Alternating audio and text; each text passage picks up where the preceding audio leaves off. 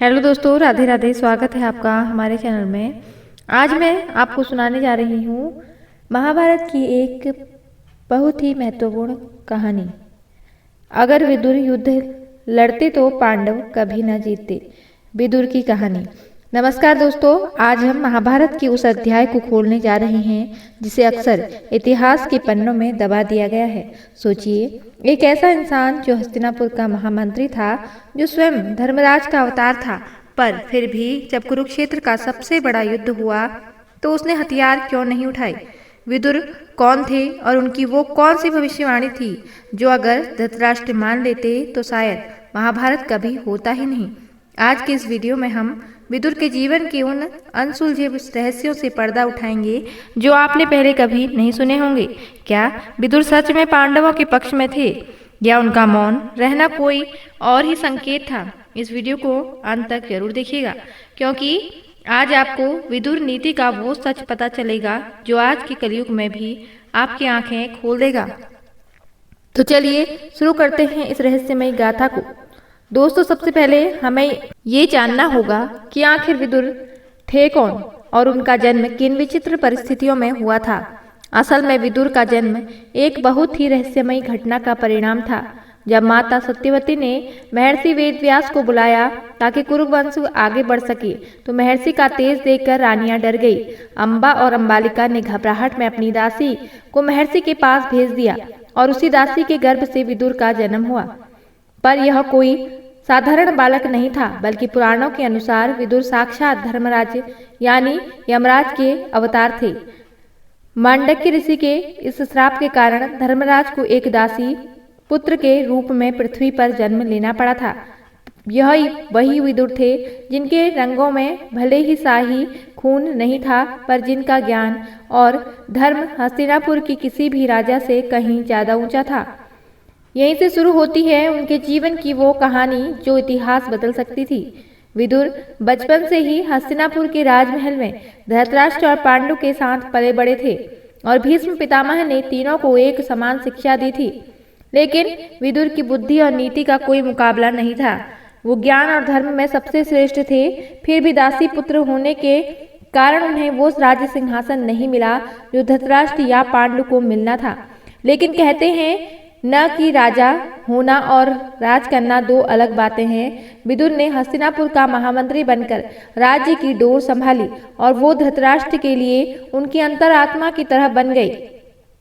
वो हमेशा राजा को सही और गलत का रास्ता दिखाते थे, पर अफसोस कि धृतराष्ट्र ने अक्सर पुत्र मोह में उनकी कड़वी सच्चाई को अनसुना कर दिया। विदुर जानते थे कि सिंहासन पर बैठने वाला राजा होता है, पर धर्म को समझने वाला ही सच्चा रक्षक होता है। उनका हर फैसला हस्तिनापुर की भलाई के लिए होता था, चाहे वो किसी को बुरा ही क्यों न लगे।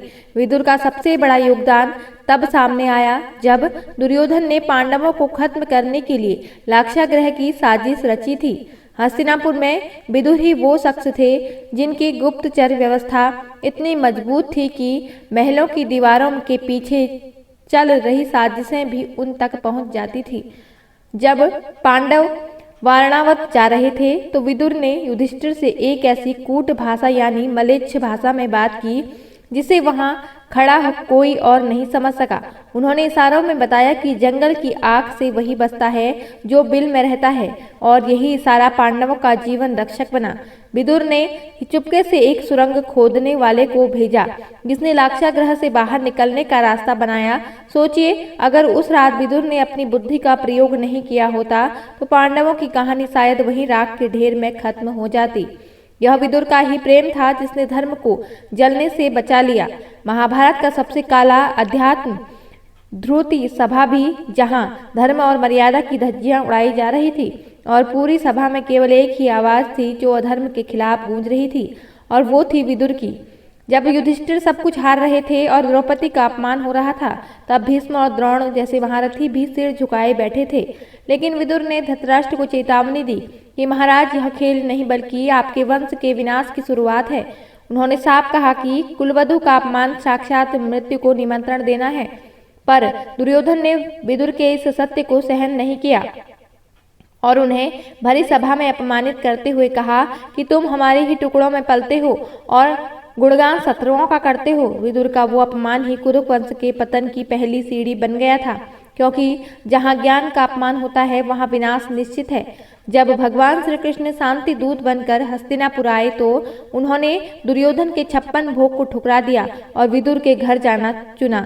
यह घटना बताती है कि विदुर का व्यक्तित्व कितना महान था। विदुर का घर महल जैसा भव्य नहीं था, पर वहाँ भक्ति का प्रेम का वास था। कहते हैं कि विदुरानी ने प्रभु को प्रेम में मग्न होकर केले के छिलके खिला दिए और श्री कृष्ण ने उन्हें भी बड़े चाव से खाया, क्योंकि वहाँ कपट नहीं बल्कि शुद्ध भाव था। उस रात विदुर ने श्री कृष्ण से बहुत महत्वपूर्ण बात की। उन्होंने कहा कि केशव, युद्ध निश्चित है और विनाश सामने खड़ा है, पर मेरा मन बहुत व्यथित है। विदुर जानते थे कि युद्ध में सगे संबंधियों का खून बहेगा और उन्होंने कृष्ण के सामने अपनी विवशता जाहिर की। श्री कृष्ण जानते थे कि पूरी कौरव सेना में अगर कोई धर्म को वास्तव में समझता है तो वो केवल विदुर हैं। यह मुलाकात उस गहरे संबंध का प्रतीक थी जो बताता है कि परमात्मा महलों में नहीं बल्कि सच्चे भक्त के हृदय में बसते हैं, और यही से विदुर के मन में युद्ध में विरक्त के बीज और गहरे हो गए थे। युद्ध शुरू होने से पहले एक ऐसी घटना घटी जिसने कौरवों की हार लगभग तय कर दी थी। विदुर के पास भगवान विष्णु का दिया हुआ एक दिव्य धनुष था जिसे गोवर्धन कहा जाता था, और कहते हैं कि वो धनुष इतना शक्तिशाली था कि विदुर अकेले ही पूरी पांडव सेना को खत्म कर सकते थे। लेकिन जब विदुर ने धृतराष्ट्र को आखिरी बार समझाने की कोशिश की तो दुर्योधन ने फिर से उनकी निष्ठा पर सवाल उठाया और उन्हें अपशब्द कहे। इस बार विदुर का धैर्य टूट गया और उन्होंने भरी सभा में प्रतिज्ञा ली कि वो इस अधर्म में कोई हथियार नहीं उठाएंगे। उन्होंने अपना वो शक्तिशाली धनुष वहीं तोड़ डाला और युद्ध क्षेत्र में संन्यास ले लिया।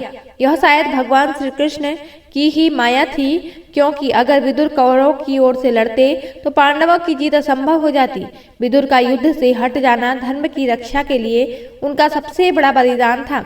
जब कुरुक्षेत्र की रणभूमि में तीरों की बौछार हो रही थी और भाइयों के हाथों भाइयों का खून बह रहा था, तब विदुर उस महाविनाश को देखने के लिए हस्तिनापुर में नहीं रुके। उन्होंने अपना राजपाट और मंत्री पद त्याग कर तीर्थ यात्रा पर जाने का निर्णय लिया, क्योंकि वो जानते थे कि अब विनाश को कोई नहीं रोक सकता। विदुर ने एक सन्यासी की भांति भारतवर्ष के पवित्र तीर्थों का भ्रमण किया और अपने मन को शांत करने का प्रयास किया। यह उनका मौन विरोध था उस युद्ध के खिलाफ जिसे टाला जा सकता था। जब पूरा कुरुवंश सत्ता के लिए लड़ रहा था, तब विदुर आत्म कल्याण और भक्ति के मार्ग पर चल पड़े थे। उन्होंने साबित कर दिया कि जब अपने ही लोग विनाश पर उतारू हो जाएं, तो वहां से हट जाना ही सबसे बड़ी समझदारी है। विदुर का यह वनवास उन्हें एक नई आध्यात्मिक ऊंचाई पर ले जाता रहा था। महाभारत का भीषण युद्ध समाप्त होने के कई वर्षों बाद जब विदुर अपनी तीर्थ यात्रा से वापस हस्तिनापुर लौटे तो वहां का नजारा पूरी तरह बदल चुका था। युधिष्ठिर अब राजा थे और धर्म का शासन था, लेकिन महलों में एक अजीब सी उदासी और सन्नाटा पसरा हुआ था। विदुर ने देखा कि जीत तो मिली है, पर उसकी कीमत बहुत भारी थी, क्योंकि वंश का लगभग नाश हो चुका था और हर तरफ विधवाओं का क्रंदन था। युधिष्ठिर ने विदुर का स्वागत एक पिता की तरह किया और उनके चरणों में गिरकर आशीर्वाद लिया। विदुर का मन अब राजकाज और सत्ता के मोह से पूरी तरह मुक्त हो चुका था। फिर भी उन्होंने धृतराष्ट्र और गांधारी को संभाला, जो अपने 100 पुत्रों को खोकर जीवित लाश बन चुके थे। विदुर ने ही उन्हें जीवन की सच्चाई समझाई और बताया कि अब रोने का नहीं बल्कि इस नश्वर संसार से मोह त्यागने का समय है। उनका वापस आना उस टूटे हुए परिवार के लिए एक मरहम की तरह था, जिसने उन्हें अंधकार से प्रकाश की ओर देखने का साहस दिया। विदुर ने देखा कि धृतराष्ट्र अभी भी राजमहल की सुविधाओं और युधिष्ठिर की सेवा का आनंद ले रहे हैं, जबकि उनके सारे पुत्रों का वध उन्हीं पांडवों ने किया था। यह देखकर विदुर ने धृतराष्ट्र को बहुत कठोर शब्द कहे, जिन्होंने उनकी सोई हुई आत्मा को झकझोर दिया। विदुर ने कहा कि महाराज, आपको शर्म आनी चाहिए जो आप अपने पुत्रों के हत्यारों के दिए हुए टुकड़ों पर पल रहे हैं। भीम आपको ताने मारता है और आप चुपचाप सह लेते हैं, केवल प्राणों के मोह के कारण। उन्होंने समझाया कि अब वानप्रस्थ का समय है और मृत्यु सिर पर खड़ी है, इसलिए इस झूठे मोह को त्याग कर जंगल की ओर चलिए। विदुर की ये कड़वी बातें धृतराष्ट्र के दिल पर तीर की तरह लगी और उन्हें अपनी गलती का एहसास हुआ। इसी के बाद विदुर ने धृतराष्ट्र, गांधारी और कुंती के हस्तिनापुर को हमेशा के लिए छोड़ दिया और वन की ओर प्रस्थान किया। यह विदुर का ही ज्ञान था जिसने एक अंधे राजा को अंत में मोक्ष की राह दिखाई थी।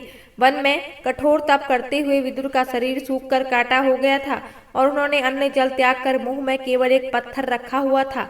जब युधिष्ठिर उनसे मिलने पहुंचे तो देखा कि विदुर एक पेड़ के सहारे निशब्द खड़े हैं और उनकी आंखों में एक अजीब सी शून्यता है। युधिष्ठिर ने बार बार अपना परिचय दिया लेकिन विदुर ने कोई उत्तर नहीं दिया। अचानक विदुर ने अपनी दृष्टि युधिष्ठिर की आंखों में स्थिर कर दी और योग बल का प्रयोग किया। देखते ही देखते एक अद्भुत घटना घटी। विदुर के शरीर से एक दिव्य ज्योति निकली और युधिष्ठिर के शरीर में समा गई। दरअसल विदुर और युधिष्ठिर दोनों ही धर्मराज के अंश थे, इसलिए अंत समय में विदुर ने अपनी सारी शक्ति और तेज युधिष्ठिर को सौंप दिया। उनका शरीर वही निर्जीव होकर रह गया पर आत्मा का मिलन हो चुका था। आकाशवाणी हुई कि उनका दाह संस्कार न किया जाए क्योंकि ये संन्यास योग से परम धाम को प्राप्त हुए हैं।